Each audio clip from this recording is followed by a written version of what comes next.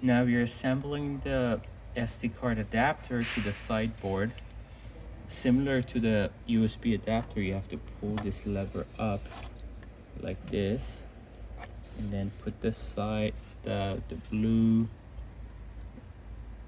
cable with the blue ribbon upward into the slot, and then close the lever.